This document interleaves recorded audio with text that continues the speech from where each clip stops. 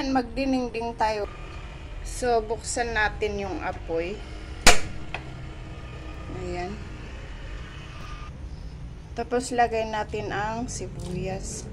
Hindi na ako naglalagay ng bawang pagka ganito na sabaw.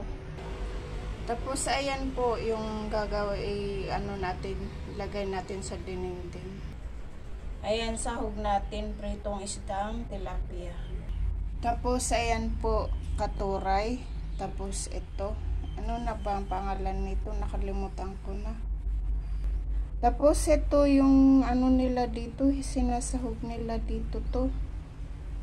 Ayan. Kasama nung binili ko yung mushroom kaninang umaga. Tapos, yung kinuha ko kahapon, may tira pa na tumalunggay. Ayan, pakuluan muna natin yung ating tubig.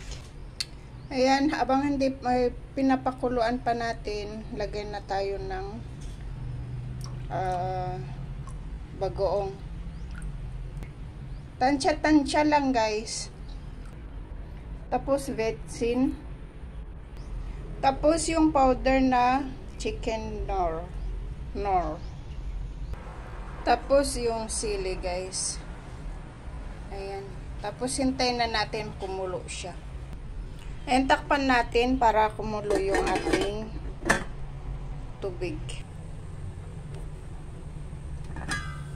So, ayan na po, guys. Kumulo na. Lagay na natin yung isda. Ayan. Ayan. Ganyan lang.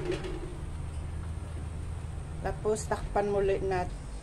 Tapos, ayan na po. Ilagay na po natin tong mushroom. Pag kumulo na yung isda, ilagay na po yung mushroom. Ayan na, kumulo ng kumulo yung mushroom. So, ilagay na natin ito. Patulay yata yan eh. So, ayan na, guys. Pagsabayan na lang natin tong katuray at saka yung malunggay. Ayan. Para isang na. Parang marami siya. Pero pagka mamaya-maya, kukunti na lang yan. Kaya ganito ka dinadagdagan ko ang luto ko sa hapon kasi ginagawa ko para hindi na ako makapagluto ng tanghali kinabukasan. Ayan. So, ayan na po.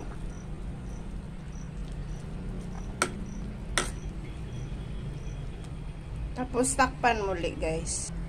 So, ayan, tingnan natin. Ayan, luto na po, guys. Ready to eat na po tayo. Ang bango na ito, guys. Ito, oh. So, ayan na po, guys. Luto na. This we call Philippine. And the Philippine is dinengding. It's aloy. Bye-bye.